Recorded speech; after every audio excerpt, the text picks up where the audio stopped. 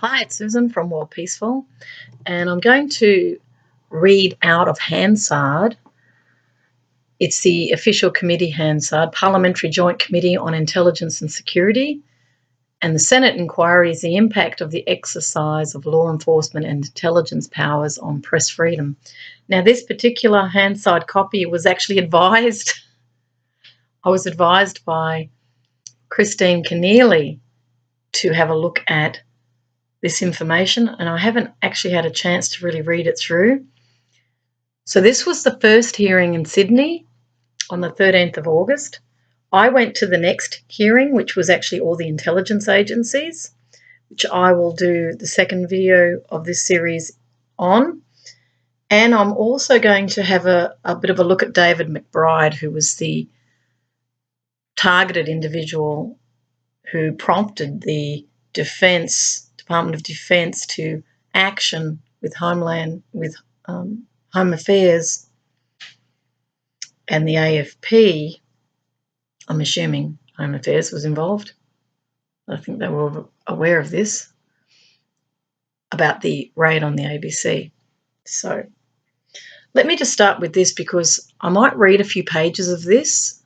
Obviously I can't read it all, but what I'll do is I will attach this document to this video because it really is in the public interest. What I will just say briefly is when I attended the second hearing in respect of the intelligence agencies and the Australian Federal Police and various other bodies, there was hardly any public there. Now, either these hearings should be held at night where people can actually attend after work, or there's like two, or that the hearing is recorded and information is available online to watch the Senate hearing. I think that would be a great idea, actually. Rather than, I went there and wrote notes. I wasn't sure about Hansard. I knew they would do Hansard, but I didn't know how accurate it would be. And I always like to remember and go over my notes. So I'll read this part. This part was actually looking at the media itself. So there'll be lots of great stuff in here, and I highly advise the public to have a look into this. So the political members involved in this Senate hearing were Senators Al Betts, Fawcett, Keneally, McAllister, Stoker and Dreyfus, Mr Hastie, Dr Mike Kelly, Mr Lesser, Mr Tim Wilson.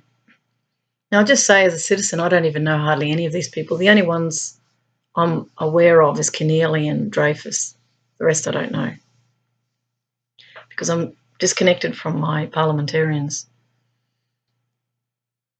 The Attorney-General requested that the committee inquire and report back to both Houses of Parliament on the following matters. A, the experiences of journalists and media organisations that have or could become subject to the powers of law enforcement or intelligence agencies performing their functions, and the impact of the exercise of those powers on journalists' work, including informing the public.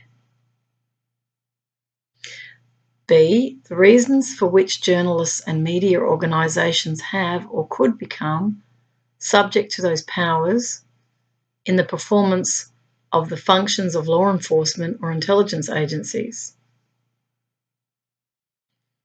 C, whether any, and if so what, changes should be made to procedures and thresholds for the exercise of those powers in relation to journalists and media organisations to better balance the needs for press freedom, the need for law enforcement, and intelligence agencies to investigate serious offending and obtain intelligence on security threats. I have to say, as a member of the public, and the other way around, where they're problematic, see, it tends to be one way. D, without limiting the other matters that the committee may consider, two issues for specific inquiry are: A, whether and in what circumstances there could be contested hearings in relation to warrants authorising investigative action in relation to journalists and media organisations. B, the appropriateness of current thresholds for law enforcement and intelligence agencies to access electronic data on devices used by journalists and media organisations. The committee is to report back to both houses by the 17th of October 2019. Now, I'm just going to give reflections on this. It looks like it's exploring the media response to this, the limits to this, what they can get away with, what they can't. Now, I'm looking at this now through the prism, literally the prism, of problems with the intelligence agencies themselves and the non-neutrality of decisions that are being made in respect of journalists and what it is that's of great concern to intelligence, and is it in the national security or is it protecting various interests? The Parliament is supposed to be that neutral space in which these inquiries happen. But if we're finding that there's overlap, which we are, between those in power,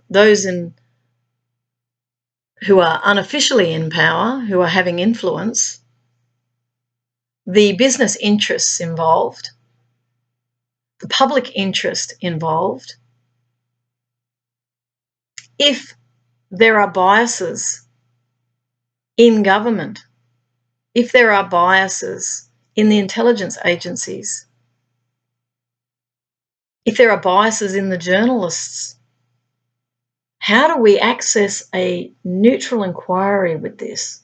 So these are politicians who are doing it. I'm just thinking back to the Leveson inquiry, where I remember Rupert Murdoch being put on the dock. Leveson, of course, was very polite, but he was being challenged with questions. He assumed journalists would let him know things, and he said that they were free to speak up. But the thing is, power doesn't let you be free to speak up. Now, that was to do with the news of the world and tapping of phones, which is now widespread, I might add. Now we've got the big high-tech companies doing it as well, where no information is private anymore. Voice recognition, they have algorithms.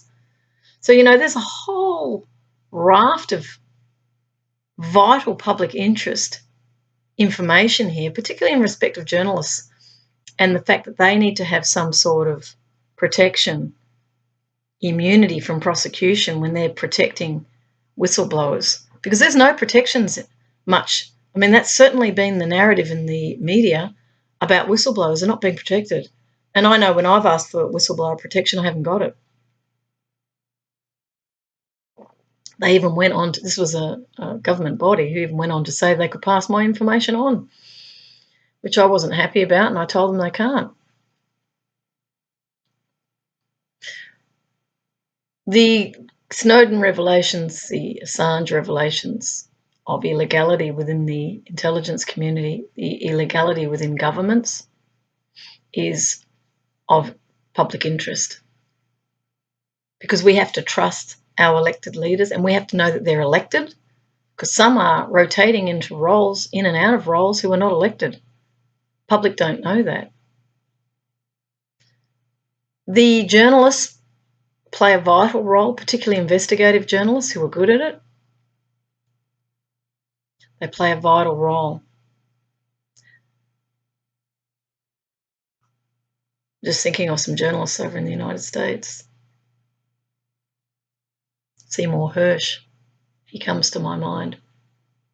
I think Noam Chomsky, he's not a journalist, but he was a very important public commentator. You've got Michael Moore. They would say he's left-wing, but he's actually an excellent journalist.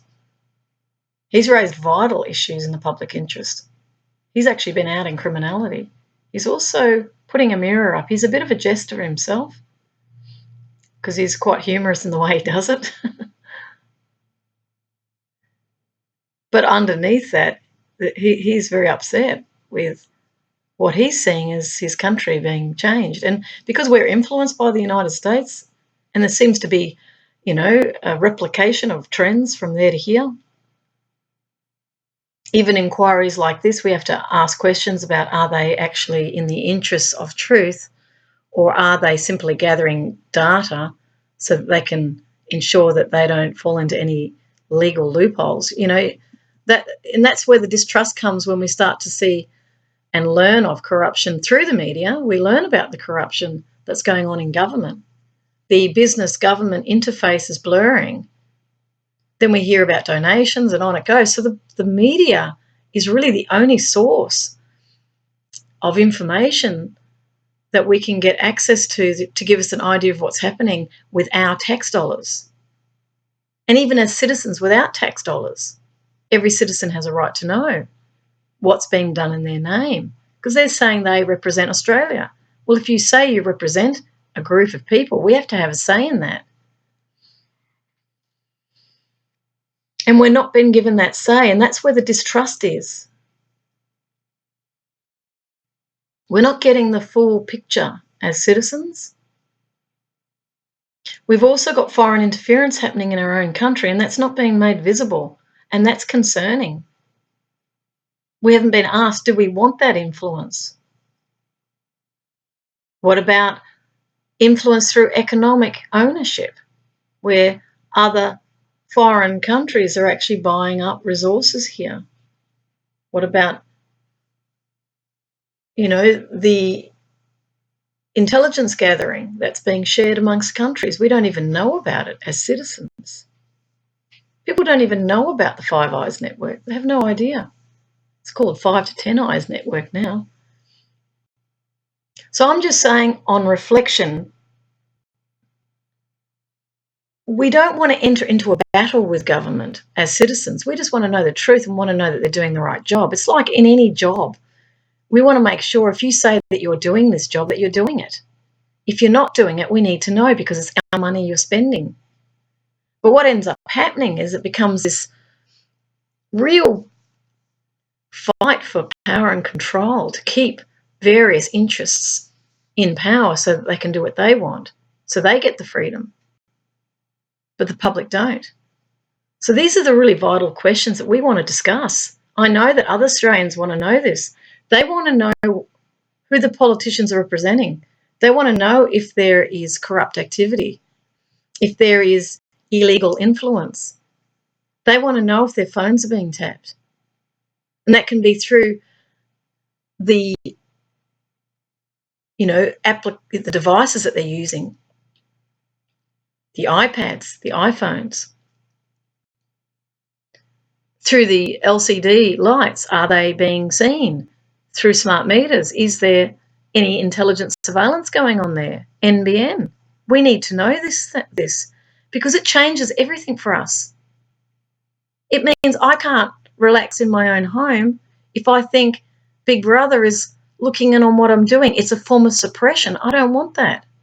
I want freedom. I want freedom to follow what I love. And for me, what I really love is teaching peace as a peace clown. That's what I loved. But I can't do that right now because of my own awakening that things are not going okay in the world.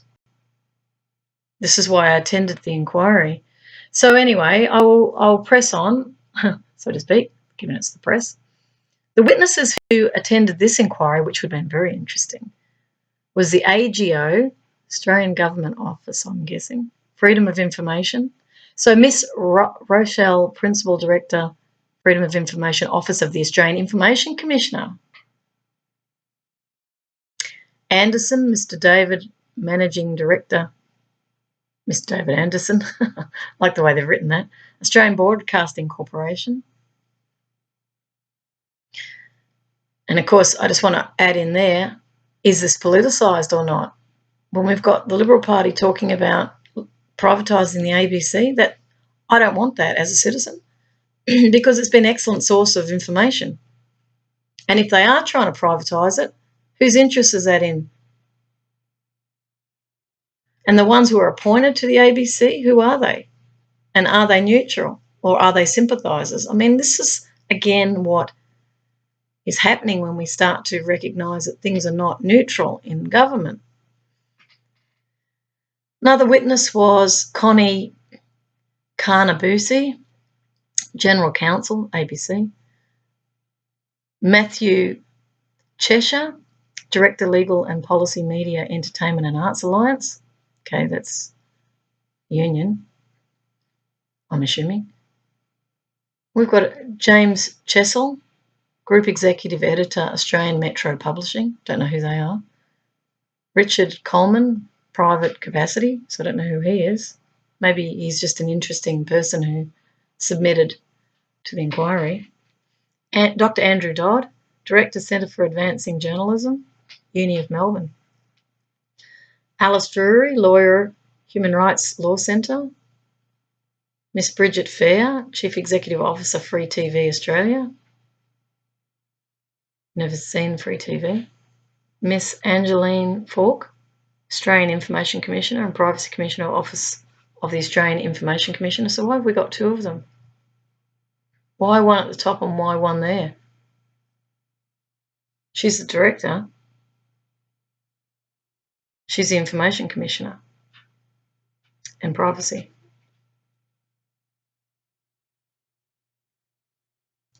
The information worries me. Mr. Chris Flynn, Director, Alliance for Journalists' Freedom. Professor Peter Frey, Co-Director, Centre for Media Transition, University of Technology, Sydney. Mrs. Claire Gill, Group Director, Regulatory Affairs and Spectrum Strategy, Nine Entertainment. They are of interest to me, given that they've just taken over the Age, the Melbourne Age. Nine Entertainment has Liberals on the board. See, I have worries about that. I don't want to see any political interference in the media. Professor Peter Gresti, Director and Spokesman, Alliance for Journalists' Freedom. It's interesting there. Oh, it's the same page numbering. It's a bit weird, the page numbering here. Ms. Elizabeth Hampton, Deputy Commissioner, Office of the Australian Information Commissioner, another one. Dr. Kieran Hardy, private capacity. Miss Emily Howie, Legal Director, Human Rights Law Centre. Sarah Kruger, Head of Legal and Regulatory Affairs, Commercial Radio Australia. Mr. Hugh Marks, Chief Executive Officer, Nine Entertainment. Michael Miller, Executive Chairman, News Corp Australasia. He's pretty high up. Mr. Gavin Morris, Director, News, Analysis and Investigations, Australian Broadcasting Commission. Mr. Paul Murphy, Chief Executive, Media, Entertainment and Art Alliance again. Matthew Nelson, Lawyer, Policy and Research Officer, Human Rights and Scrutiny, Australian Human Rights Commission. Mr. Reid Campbell, Mr. Campbell Reid, Group Executive, Corporate Affairs, Policy and Government Relations, News Corp Australia, Government Relations. So that tells me something even in that heading. They deal with government. I don't agree with that either. But then business would say, well, we need to interface with government.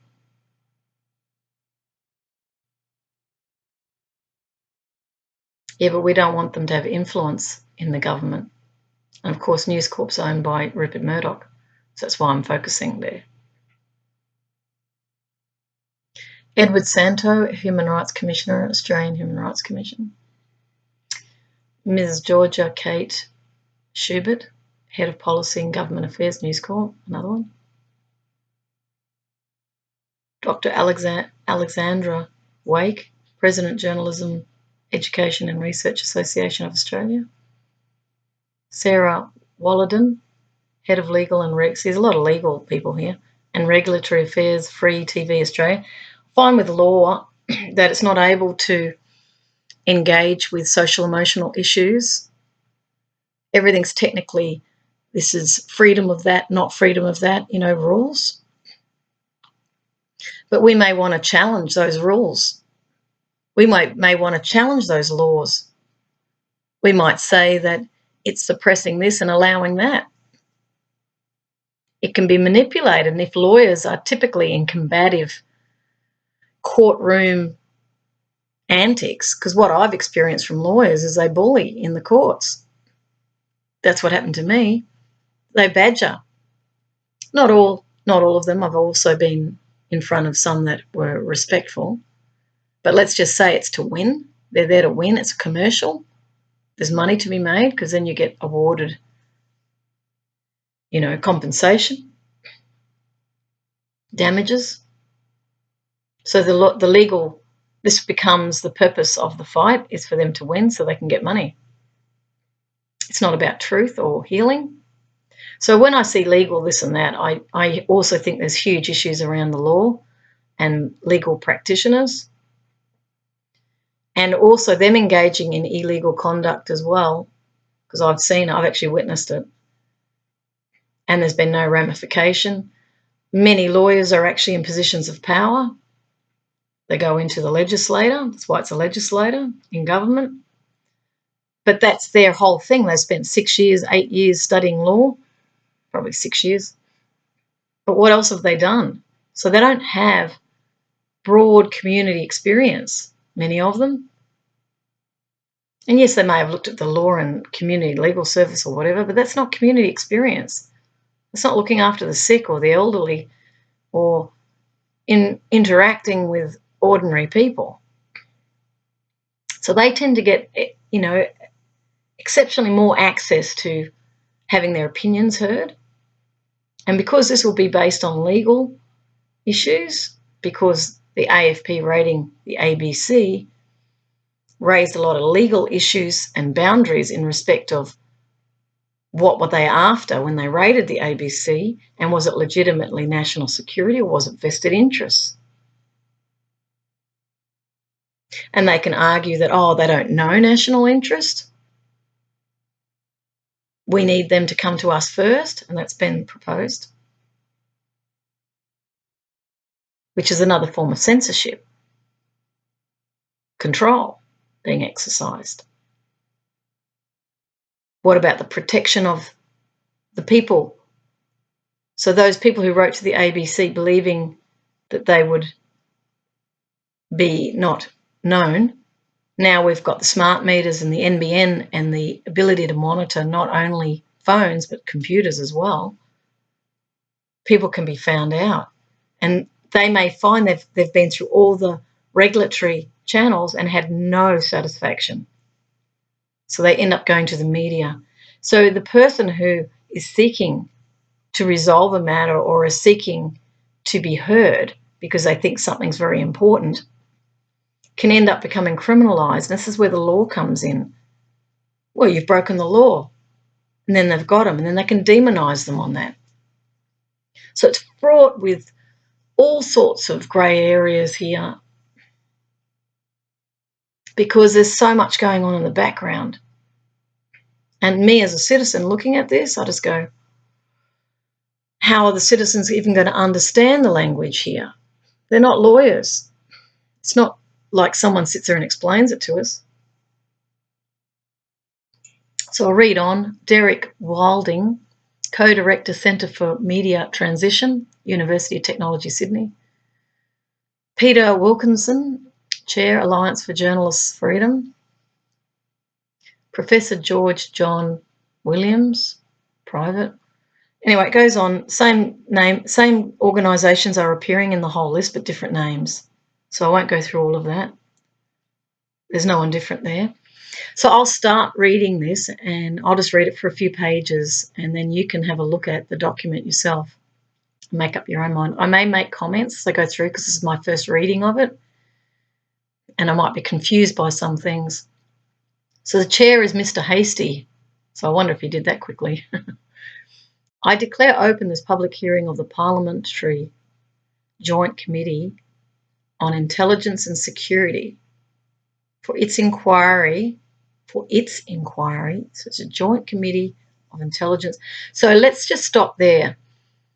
The inquiry is peopled in a joint committee here on intelligence and security. So already we have the bias. Those people who are on that committee know a lot about intelligence, so they have a silo of interest here. Who are they on the committee? Are they neutral? Is it about them improving intelligence and security? For whom? So I would actually prefer another Senate inquiry labelled committee What would I call it?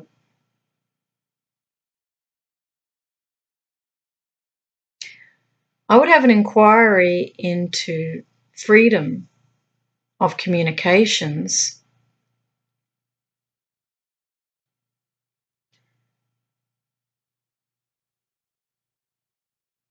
boundaries and allowances for communication. In other words, trying to identify where we cross the line, where it's inappropriate communication, where it's appropriate communication. The public interest would also be in this inquiry, and adherence to the law in respect of law enforcement. So I'm not saying that's the perfect labelling of a Senate committee, but that's just my first take on what I would like. It's just top of mind. So the inquiry is into the impact of the exercise of law enforcement. So even that's interesting. And intelligence powers on the freedom of the press. So I just want to read that again. Inquiry into the impact of the exercise of law enforcement. Let's start there. So it's when they're going through the process of law enforcement, the impact of that. If we remove the word exercise, inquiry into the impact of law enforcement, that's different. That then goes down another trajectory, the impact of law enforcement. Law enforcement suggests that they're enforcing a law legally as well. It may not be. It might be an illegal activity. So an inquiry into the impact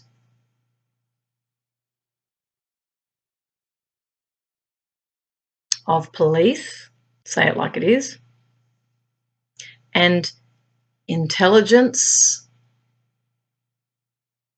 agencies, not powers, on the freedom of public and private media expression. Now, the reason I say that is because there's a lot of bloggers out there as well. So how this is really looking at the commercial media and the ABC, which is a corporation as well. So it's not public. People don't know that. They think the ABC is public. It's not. It's a corporation. This is another area. See, language houses a lot. Anyway, this is the first, not the final round of public hearings. And yet there was certainly hardly any public in Canberra. These are public proceedings, although the committee may agree to a request to have evidence heard in camera or may determine that certain evidence should be heard in camera. And this is where people on the committee are very important. Are they neutral? I would need to feel I can trust that, or they're hiding information that is in the public interest but it's going to be explosive. I don't want it hidden. I remind all witnesses that in giving evidence to the committee, they are protected by parliamentary privilege. It is unlawful for anyone to threaten or disadvantage a witness on account of evidence given to a committee, and such action may be treated by the Senate as contempt. It is also a contempt to give false or misleading evidence to a committee. In accordance with the committee's resolutions of 4th of July 2019, it's US Independence Day, interestingly enough, this hearing will be broadcast on the Parliament's website, so it does get broadcast, that's good. And the proof and official transcripts of proceedings will be published on the Parliament's website. I now welcome representatives of Australia's Right to Know Coalition. Oh, I like that. I didn't see them in the thing there. Of media companies to give evidence today. Although this committee does not require you to give evidence under oath, I should advise you that this hearing is a legal proceeding of the Parliament and therefore has the same standing as proceedings of the respective houses. See, I don't know what that means. Giving of false or misleading evidence is a serious matter and may be regarded as a contempt of Parliament. Yeah, but is that the same as a court of law? I don't think so. The evidence given today will be recorded by Hansard and attracts parliamentary privilege. I also ask that you are mindful of the written addresses provided by the Secretariat regarding current legal proceedings.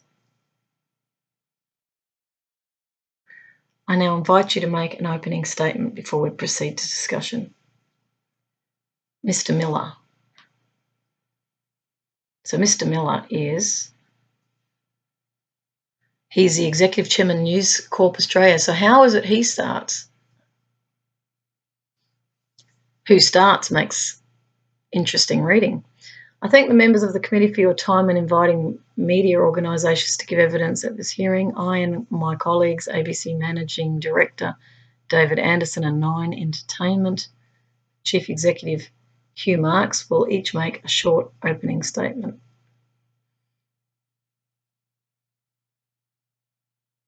I'm just reading this bit and, yeah, let's just say I know a lot. Australia's democracy is about fairness, equality, transparency and accountability. It should be. The media, the fourth estate. See, the fourth estate gets mentioned a lot. The media, they call them the fourth estate. So just take that on board. Play an active role in the functioning system, in this functioning system. The submissions to the inquiry by government departments, law enforcement and national security agencies talk about the importance of a robust and free media. I would also say free from influence in the media. A fundamental pillar, they say, keeping the public informed, they say. Who says? The rhetoric plays the right tune. The rhetoric plays the right tune. We have many laws that criminalise journalism. They are creating a secret society that most Australians would not recognise as our own. We may not be living in a police state, although Andrew Wilkie says we are, and we are living in a state of secrecy, but we are living in a state of secrecy. Australians are at risk of losing their democratic freedoms. According to those submissions, the existing balance is appropriate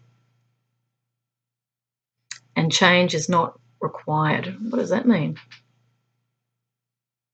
According to those submissions, the existing balance is appropriate. I don't understand that. And change is not required.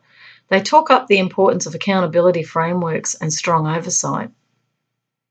That oversight could more accurately be described as hindsight. For example, the powers of the Commonwealth Ombudsman are designed to test that procedures were followed and that the boxes were ticked.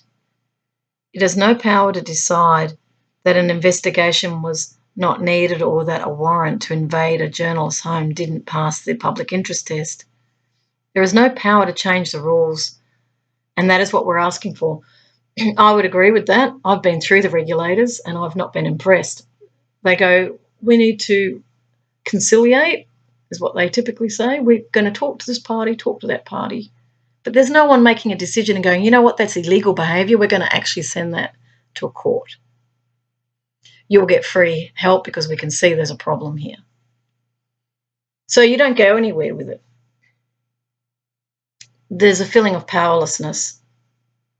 So they're talking about the Commonwealth Ombudsman. I've dealt with the Commonwealth Ombudsman and I didn't find it helpful. The government established this inquiry to hear evidence that shows the need for improvement and change. Is that why it was established?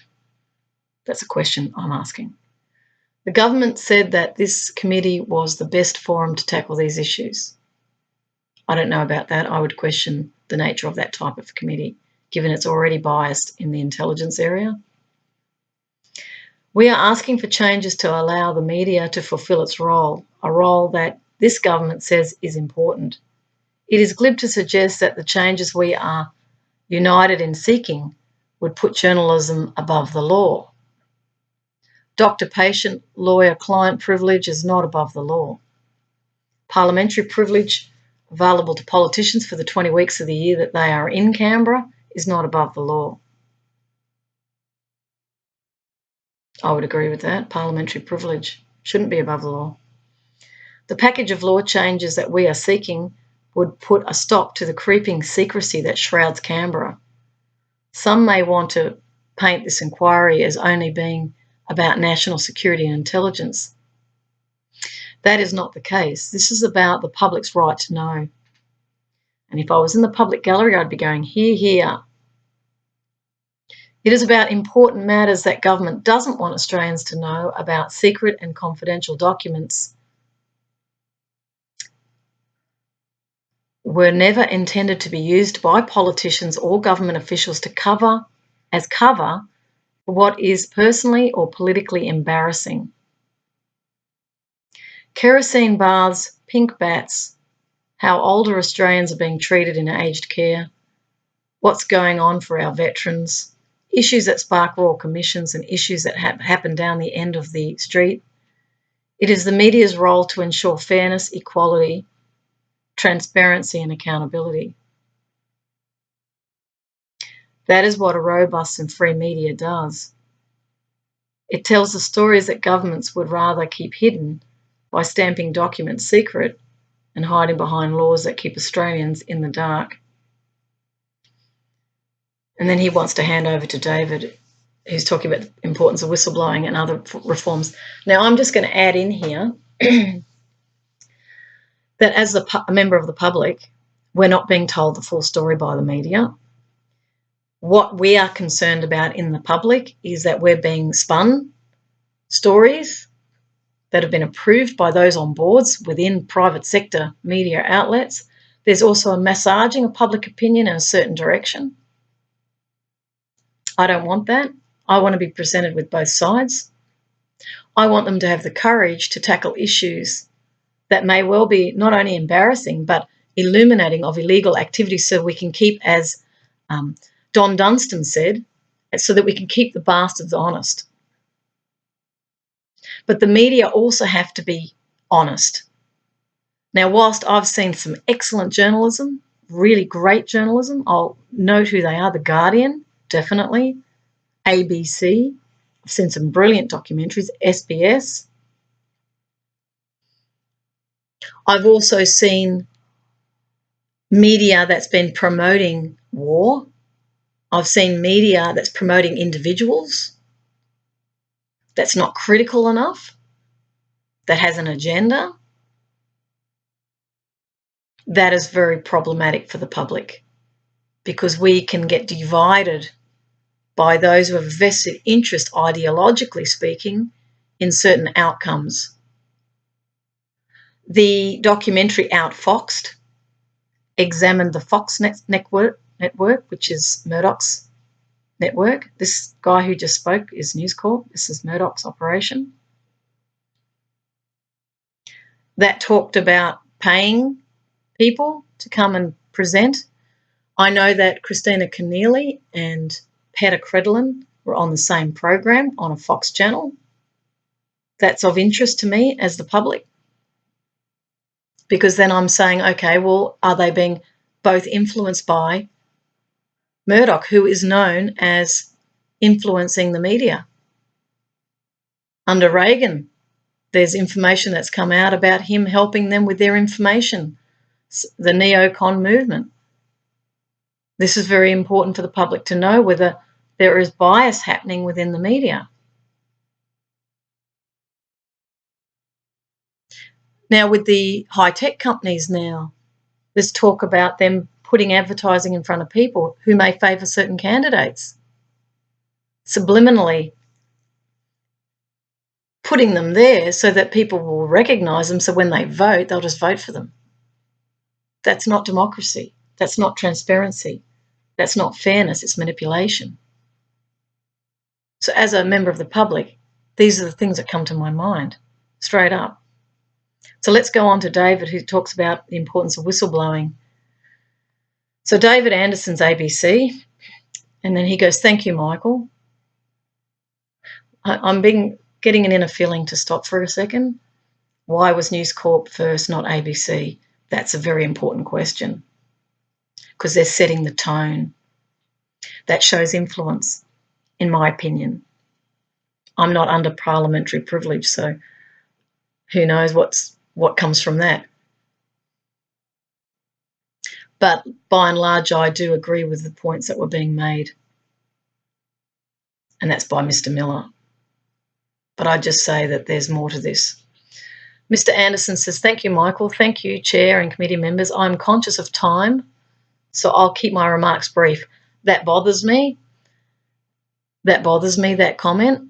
It suggests that he's not going to reveal things. Because I heard a senator say that in Canberra, that time's running out, and this was actually a session to do with ASIO. And, we're running out of time. And I'm thinking, no, you extend the time. It's an inquiry. You have already heard from Mr. Miller about the importance of this inquiry and the urgent need to restore balance between secrecy and accountability in the nation's affairs. The Right to Know submission outlines a range of legislative reforms that will enhance the right of the media to operate as a bulwark of Australian democracy, informing the community on matters that affect them.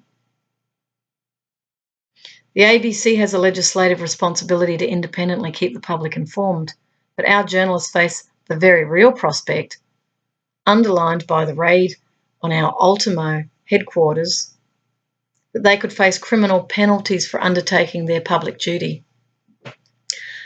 Criminalisation of freedom of speech is what we're hearing here.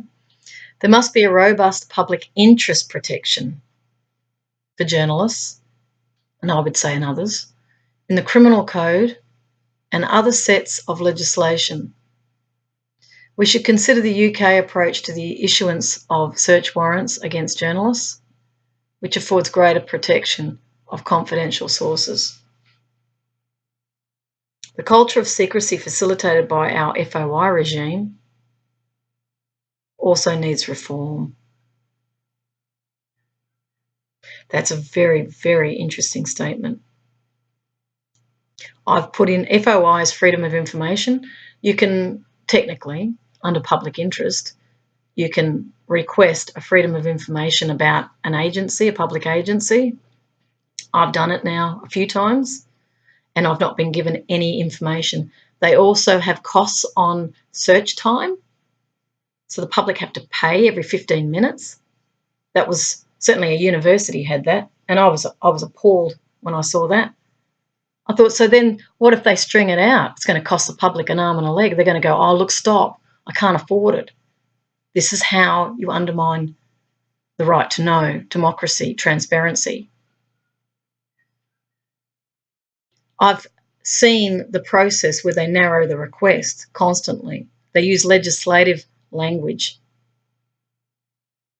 Yet it's my information. I want to know what's been said. Then they say you have to identify the people. How are you going to know who's in the organisation, who's been handling your information? You're not going to know.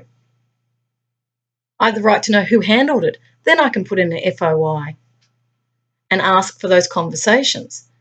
But as we privatise government, FOI disappears. As things get contracted out, they go, "Oh, well, sorry, privacy, we can't. They're non-profit. They're a corporation. They have non-disclosure contracts." That's how the public get marginalised. So him stating that the FOI regime needs reform because the media would be using FOI to try and get information, that's very telling.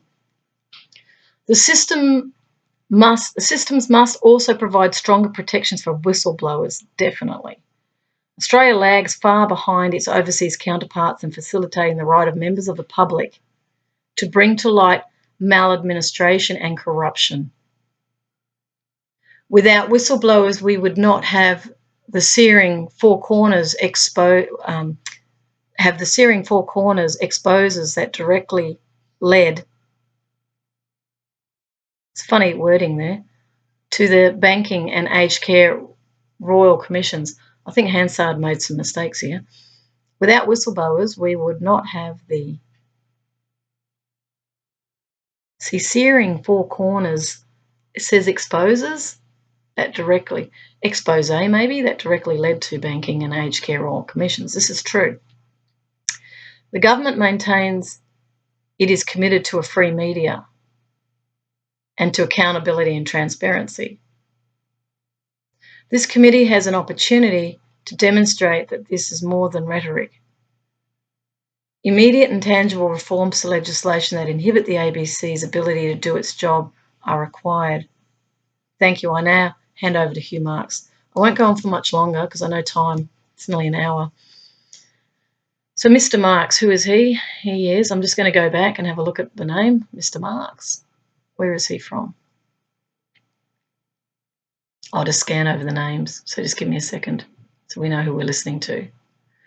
I'm assuming it's Mr. Hugh Marks, Chief Executive Officer, Nine Entertainment. We need to look at the board of Nine Entertainment because then you get an idea of who's influencing it. These are when they're on the board, they're governing. Thanks, David. Thanks, Michael. I don't want to underestimate the importance of what we're talking about today. Now, he's not talking time limits. It might be viewed as self-interest on our part, but I think the introduction of recent laws and some of the things that have happened recently have been a real wake-up call for us. A real wake-up call, okay? And it should be for you as well. It is not understating the essence of what we're talking about. It talks to the sort of society that we want to live in, what we will want for our future. It goes without saying that we all want to live in a safe society, of course, but we must balance the limitations that they place on our democratic rights by ensuring those providing the framework for our safety, governments, public officials, remain accountable for their actions. That's democracy, being a free country. We're here today to talk about laws, old and new laws. My question is why? It's about morals and values and ethics. It's about public access. It's about who controls information to the public. This is my narrative. That are being used to unreasonably and unnecessarily inhibit the media. They place blame and penalties on the media when it is the underlying issue that should be addressed. Many of the laws the media operate under are by design limiting our ability to inform the public, to play our part in understanding truth. So with respect to this committee, issues of national security are clearly important, but so is truth. Yeah, I'll be going here. The legislative framework that is set around the media's ability to report sets the tone of the role we're able to play in our society. And critical to that tone in our society is whether a piece of legislation has an exemption for legitimate media activity or a defence. A defence starts with the premise that we could be criminals. And this is, I'm just going to add this bit in, this is how bullying works. And this is how law it can be used to shut people down and frighten them from speaking up, is to threaten them with criminalisation, breaching a non-disclosure contract, for example.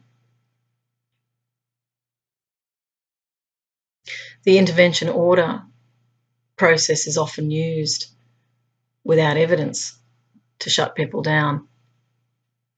It doesn't actually deal with the issue of violence and how to de-escalate violence and how to resolve conflict. It's just a suppression type document which can be used to suppress truth.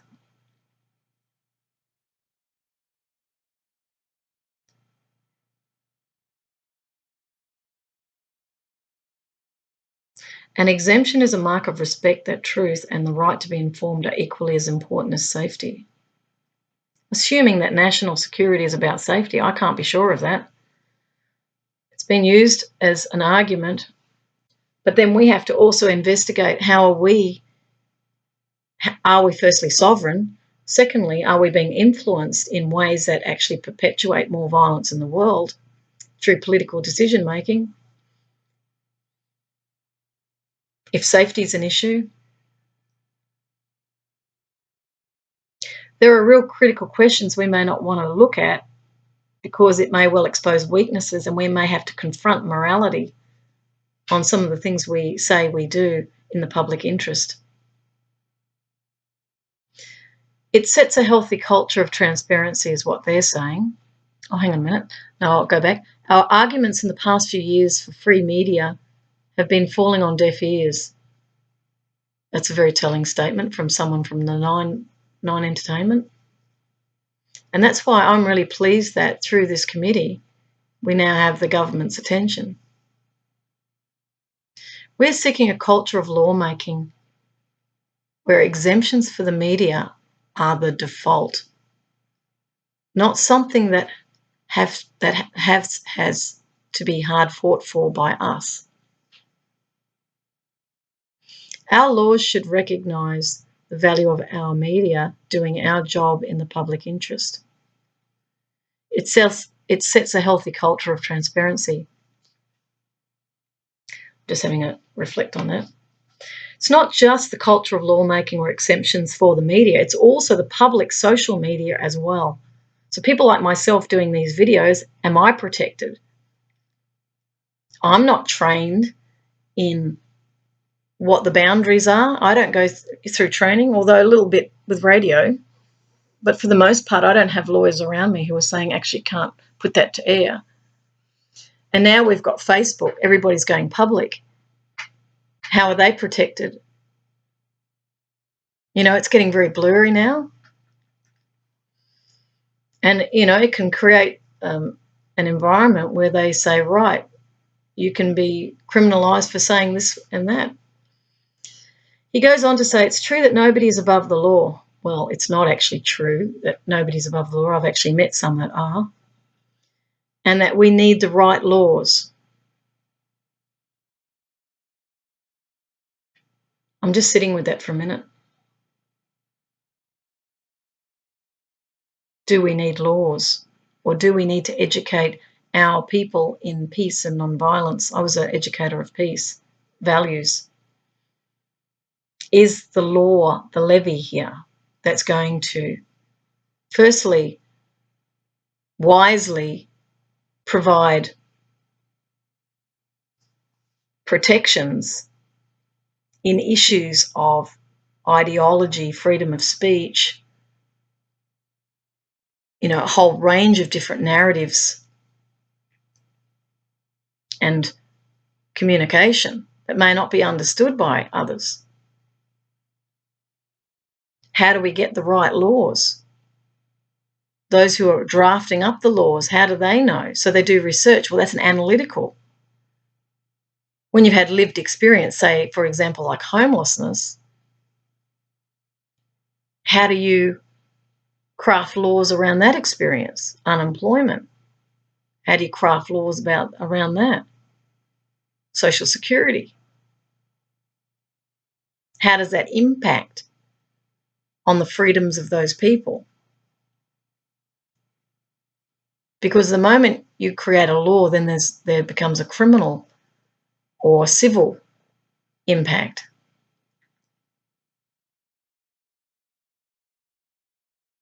Gandhi talked about just laws. So it's not about the right laws, it's about just laws, which means they are just.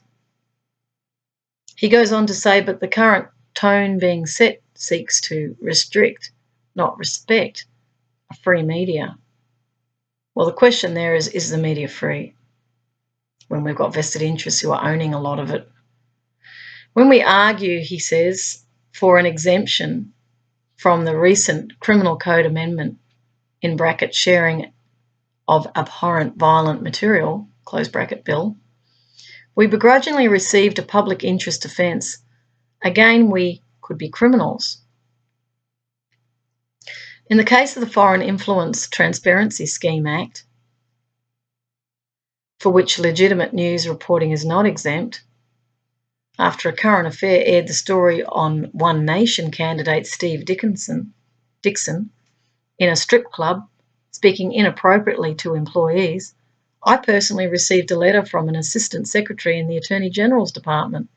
She noted that while we didn't break the law, she was strongly encouraging us to undertake a self-assessment of our registration obligations. It is quite clear we hadn't even come close to breaking any laws, so why send us the letter? Now, my first response to that is politicisation, One Nation. In the Attorney General's Department, I then see affiliations, Liberal affiliations, because I know some Liberals went into the One Nation, and then it makes me think as a citizen, okay, are independents independent? So if a letter is coming from the Attorney General, there's influence being exercised there, which is sending a silent message not to air things like that. That's not democracy. He goes on to say this type of correspondence has a chilling effect. Yes, because the maximum penalties for these offences range from 6 months to 5 years in prison. And it could be a private prison as well. We don't know who owns that. It's a perfect example of the tone that is being set and of a culture aimed to gag the media and provide disincentives to us when covering wrongs which merely embarrass or offend public officials. Well, it may not even be that they merely embarrass or offend. It could actually criminalise those public officials. And that's what they're frightened of. Leaks. They're frightened of leaks. The accumulation of laws that are gagging the media will lead to an erosion of the strength of our democracy, and more importantly, the public won't know because we can't tell them. Ultimately, that's the real tragedy. Thank you. Just want to say in relationship to that even in very repressive regimes, like even in India, when Gandhi was this barrister who'd come back from South Africa, and the British imperialism was extremely dictatorial and very intolerant. Indians were criminalised. They were still under the Westminster system there and the law. But I remember in Gandhi's movie, that the Indians had to crawl along the street when a British person came. So we're talking inferior, superior here. There was also issues around ID cards in South Africa. In fact, Gandhi came to fame because he was burning these ID cards. They were saying the police had the right to enter their home if they believed under suspicion something was happening. And of course, from a religious point of view, they felt it as an insult. This was Muslims would see it as an insult, them coming into their house and their wife is there. So these are cultural issues. The law can be black and white. The IDing of people, which we're seeing absolutely happening today, extremely concerning. I've even heard an elderly couple talking about, why do I need to give ID to get, this form from the post office? They were actually asking a librarian, why all the ID? This is a creeping control. So Gandhi burnt those ID papers in front of the police. And they were saying, you're burning a government document that's against the law. Yet the social issue was that this was isolating a group through ID papers. They were not being treated as equal in the empire, was the way Gandhi put it. They were brought in as indentured labourers. This is in South Africa.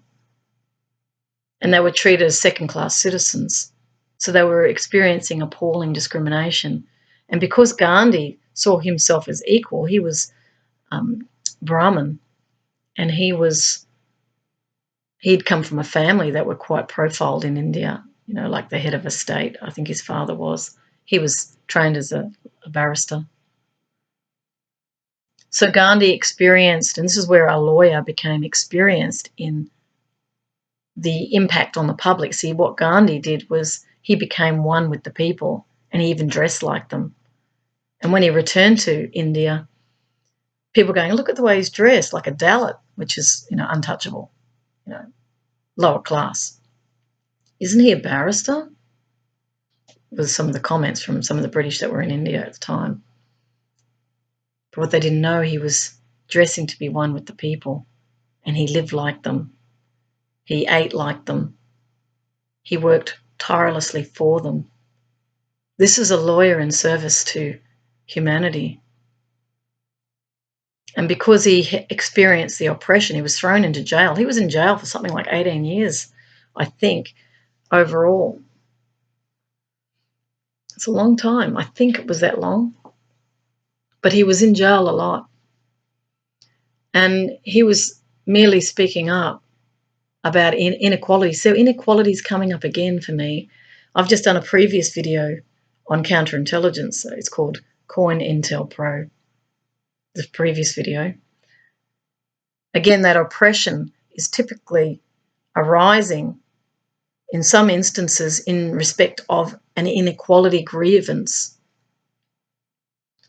So in the case of the media here, the law can put them at a distinct disadvantage. It can weaken them so that they can't report on things. And when we get political interference, like was just indicated through the Attorney General's department,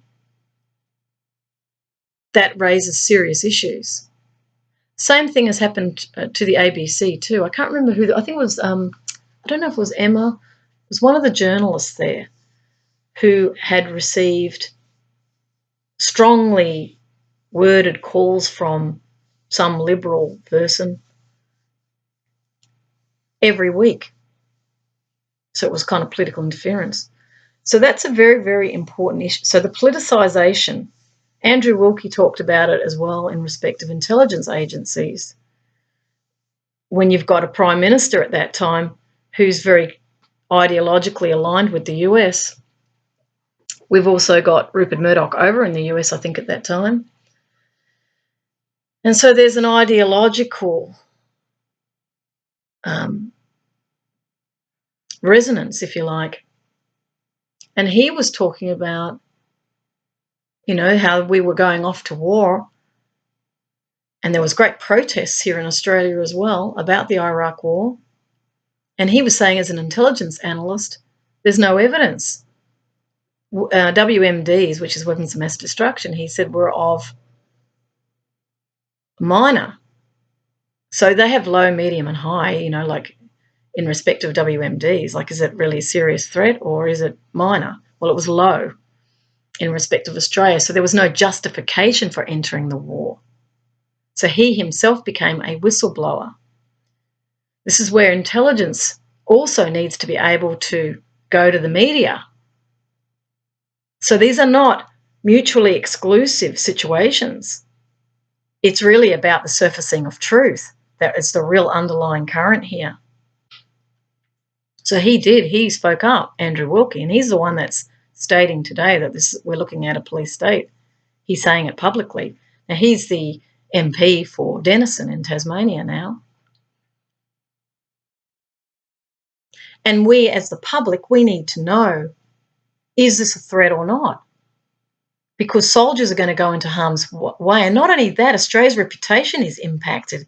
As we've subsequently found out, it was an illegal war of aggression, or an illegitimate war of aggression was what former Weapons Inspector Scott Ritter stated.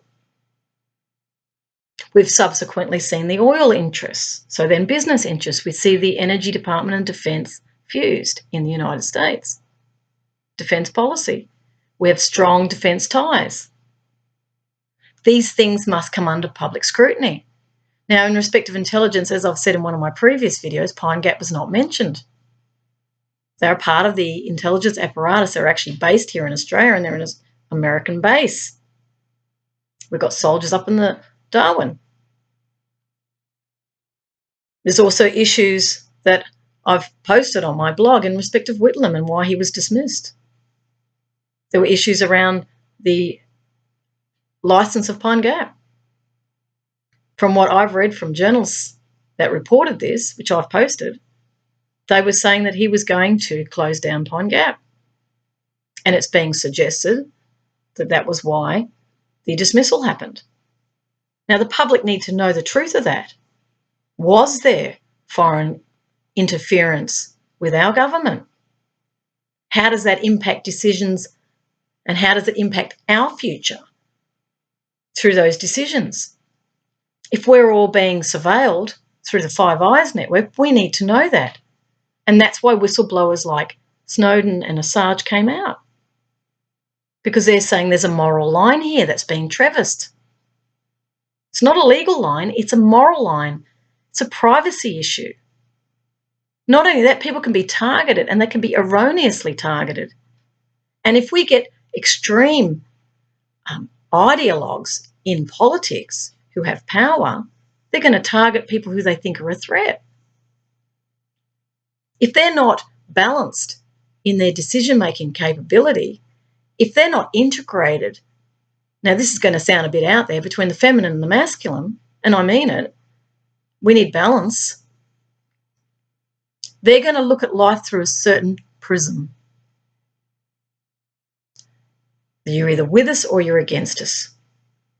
That's the enemy mentality that comes in through the military narrative. The democratic narrative doesn't have that. It's saying everyone has a right to speak. So we've got two ideological positions that can easily clash, and that's, I think, what is going on with the intelligence. It's secrecy on their behalf, but on our behalf, we're completely exposed, particularly with intelligence gathering. As the public who pay for the intelligence, and typically what we're seeing is government money is typically used to cover risk in these public-private arrangements. Public need to know where the money is going, and they need to know where they're actually going to get the asset, or whether it's being sold off privately. Now, that asset could be an intelligence capability, could be contracted out. If it's contracted out, where's the right to know in that? Because they're a private institution, they're a non-profit, or they're a public, say a private company. Public needs to know if our assets are being sold off. We need the media to tell us what is going on here with our money.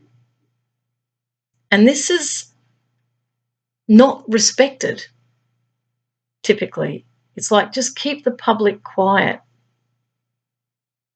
Just let's get on with what we need to do. We know what we're doing. Yet democracy states that everybody has a right to speak. So, these are real issues that I'm grappling with too as I'm becoming more public. And of course, there's concerns around, I know my data's being gathered.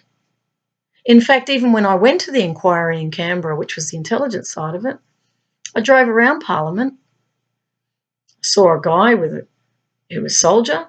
I saw ASIO was located at the Parliament. I don't know if I agree with that. The person who was the spokesperson for ASIO was American.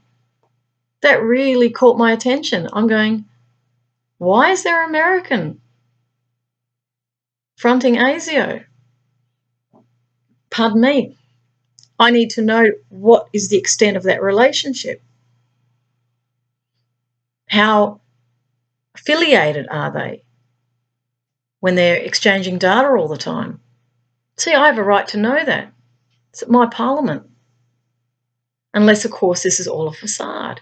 And I think that's what the public are wanting to know. Is this real? Do we really have a democracy? And I think that's what the media are really trying to say here as well, from what I've just read, is we want to really have this out, because we don't want to be looking over our shoulder every 5 minutes. And I certainly feel that way in respect of cameras everywhere, in the lights, and even through the computers, as we saw with Snowden. It's like, this is an intrusion into the public space. We're not the enemy. Despite what some might think, we're not. We're just trying to live our lives. We're all here with our own destinies. Now, obviously, that external influence can come to bear if there's harm that can be caused. if there's a deliberate intent to cause some sort of violent outcome. But the governments also have to look at their own violence. You know what I mean? It's like there's a lot of sort of contradiction going on here. So these inquiries, like this one, are extremely important, and they're very much in the public interest. So I'm going to leave it there. I've just done another hour, but it's such an important topic. And I'm so deeply interested that we maintain our democracy. And I don't think it's a question of, I just want to sit with the idea of balance with the intelligence community. You know, I usually use the word balance with peace, but I just want to sit with it for a few minutes before I close this.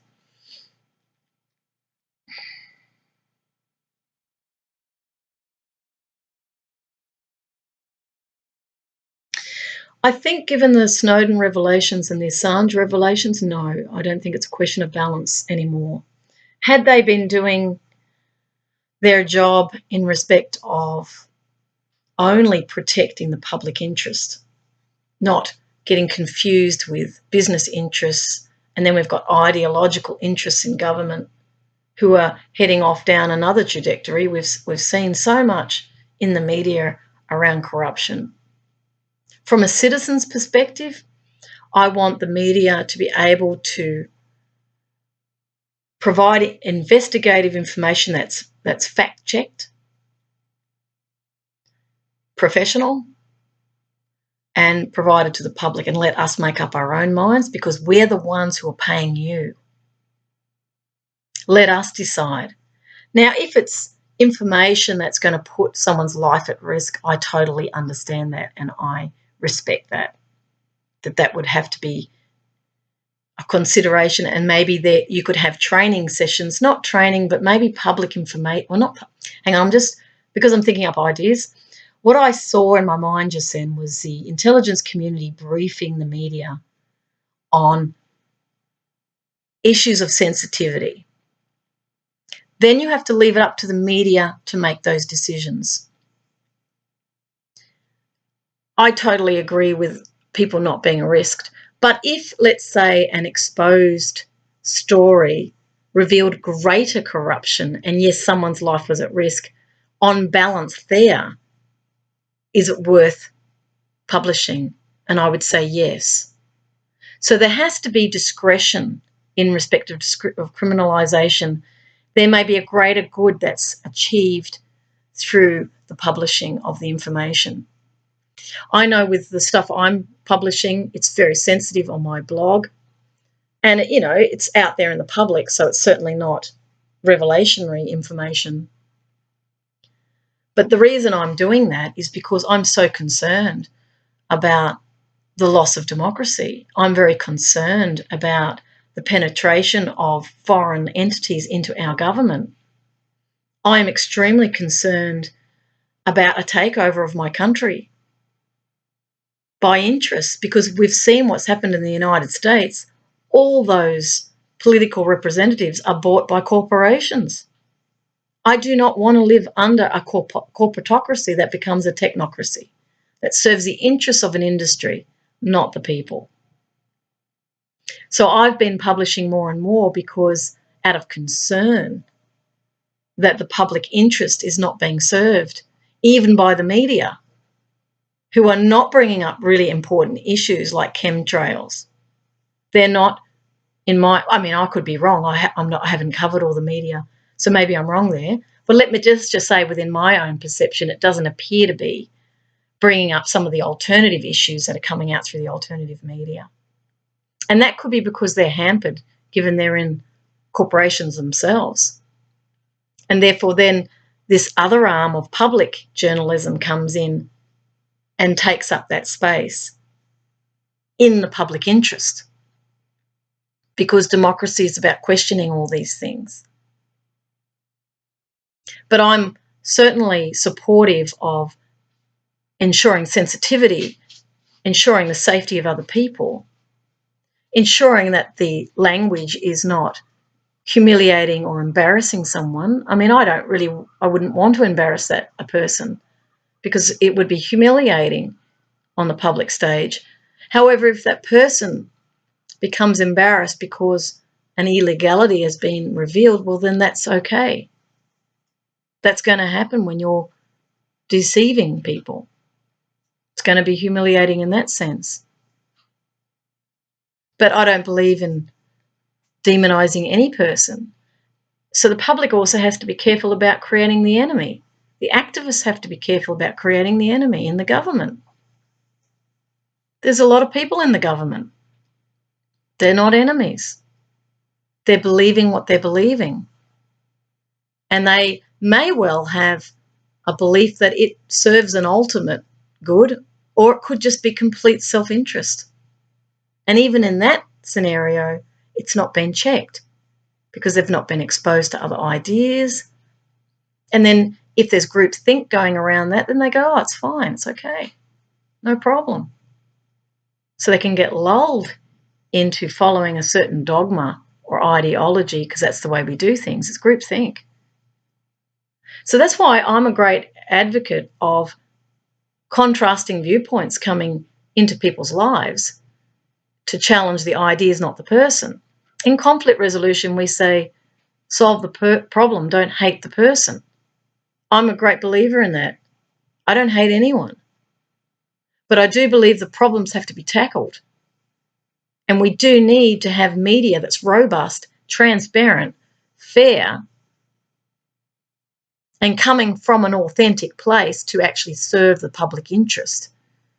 I, as a citizen, am not convinced that because of the cross-ownership of media, the corporatisation of media, there's vested interest in advertisers in there. We're getting a lot of junk TV, infotainment. It's not utilising such precious mediums, which can reach so many people, promoting virtues, values, heroism. We're not really using these mediums to bring out the best in humanity. And the same applies if you look at universities.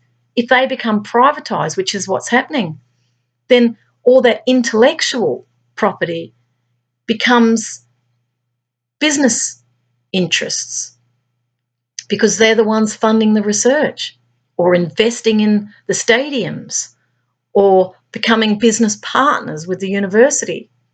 So all that incredible intellectual ability gets channeled down business interests to their outcomes, not civilization interests in furthering the vestiges of knowledge. And what I found as a person who's a former market analyst, I considered the intellectual ability in the business community dropped substantially from my intellectual experience trained in economics. I saw when I went into industry a significant drop in utilising of my intellectual ability. So my concern with business taking over the show, the entire show, is that it lowers the tone of our civilization and it reduces it down to profits and losses, to winners and losers.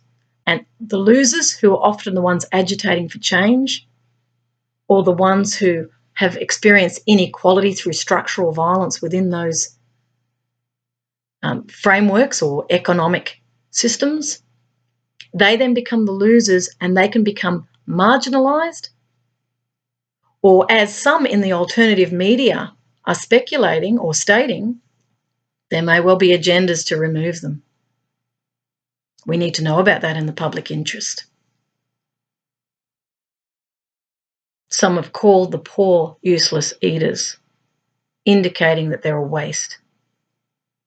There are those in ideological extreme positions who want social security gone.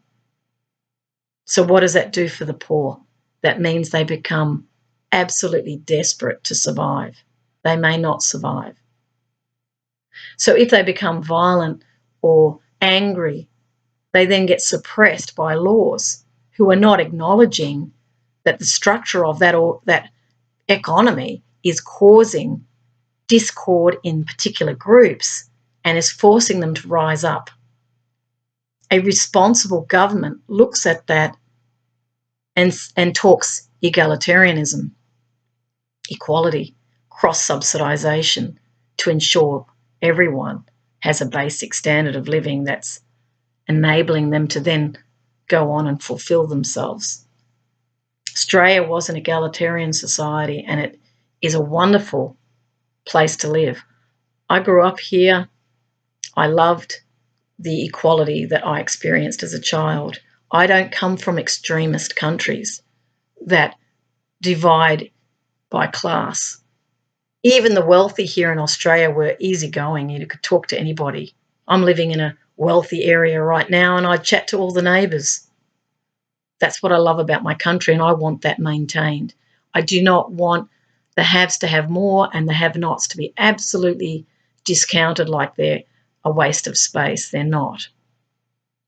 I've met many people from right across the spectrum, and there's lovely people everywhere who have a right not only to know, but they have a right to live. And they have a right to have access to universities and not have to pay exorbitant fees, which becomes the structural channeling of them into poorer life experiences. So they can't break through that ceiling. We want, as a society, to see the rising up of the greatest merit in our people, no matter who they are. There might be Einsteins living in great poverty that can't access education anymore because it's a users pay system. We as a community lose. We may have great artists, painters, poets, literary writers who become marginalised because they have to go and do a work for the dole program. They're not being channeled into the direction of their talent, which is the real wealth of the nation. We're not valuing the caretakers, caring economics, where there's other sectors to the economy that are completely devalued. And there's an argument that it's to do with the feminine, in that woman's work is unpaid, but it's traditionally not valued.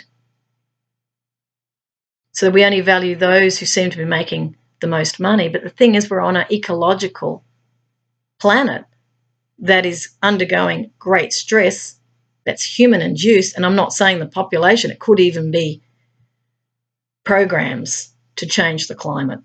These are other issues that have to come on the table. Is our climate being deliberately changed? Are there global agendas taking place for totalitarianism? We need the media to tell us the truth. We do not want vested interests. We do not want manipulation. We want to know if we're safe or not. We also want to live in a world that balances its resources, so we don't have people starving in Africa. We have clean water. We do not have polluted oceans, that the plankton is not dying off. The ozone layer is repaired.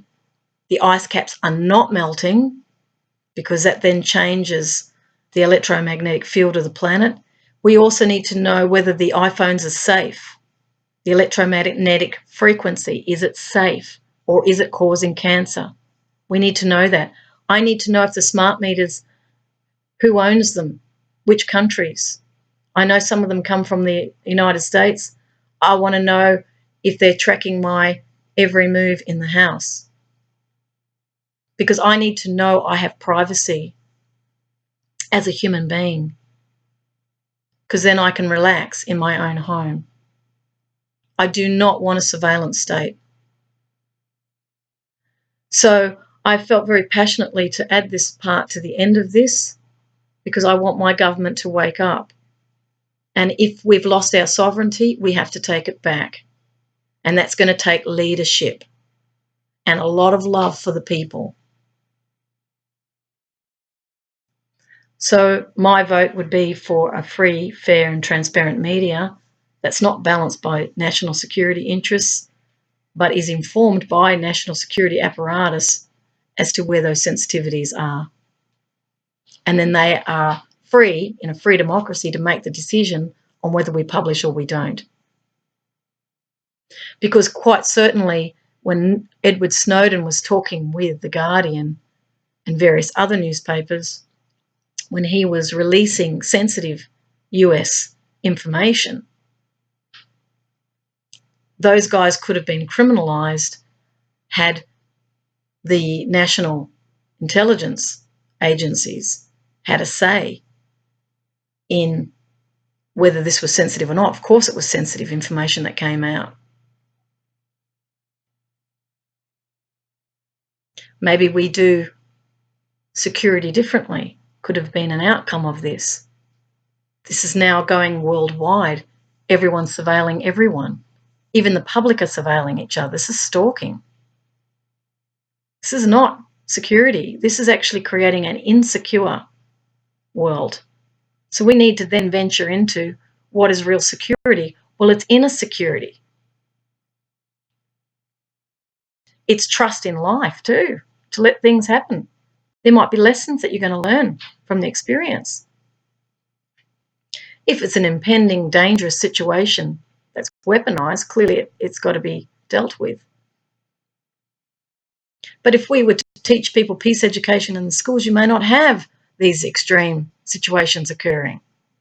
Now, peacenik stuff, it's not airy-fairy. I teach values: responsibility, empathy, awareness, love, honesty, oneness, peace, enjoyment, and service. That's what I was teaching as a clown. The clowning is simply a friendly character, not like the terrible images we're being shown today. Is nothing like that. The clown was really a place of play and fun, relaxation, and learning to value each other and ourselves. That is security. Yet people go, no, it's not. It's a program, education. No, it's security. You integrate those values, those people are not going to go down unethical pathways, which put other people at risk.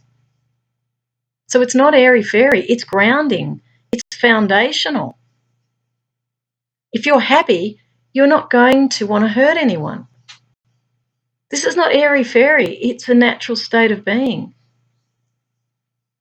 I'm not going to take anything from someone trying to make myself happy. Buy more, more, more. And then all the, marketers will go, oh, no, we want them to buy more. No, you have to change the paradigm. The ecological environment won't sustain it. We actually have to start to learn to live in balance ourselves. So it's not balancing the media and intelligence, it's balancing ourselves, becoming balanced. The appropriate amount of love, the appropriate amount of, parameters, appropriate modelling. We don't fill the world with violent video games and violent movies and then say we need security, we need to actually arm up more. We're not taking responsibility for the actual violence we're creating by allowing markets to develop to train children that removing the enemy is in their interests. When we tell them at school not to bully, contradiction, we're not consistent. These messages are just simply happening because it's serving an interest. We need a cultural narrative of consistent messaging which speaks to that democracy, respect, and world peace as a global citizen. I'm not seeing the wisdom of that in government or in intelligence or in the media. But that's what's needed. And that's why the public voice has to be heard even over and above the media's voice. Why I'm doing these videos is so that public can be heard. I'm just one person. So that's my contribution to this. I will post with this the Senate report, and I advise everyone to have a look at it. I haven't read it through yet, but I'm sure it'll be very interesting. And I will produce other videos to talk to whistleblowers and this violent environment we're actually setting up for ourselves. We're moving into uncertain spaces where people could be harmed. So I will leave you with that. Thank you for listening and watching. And I send you real security in peace. Thanks. Bye.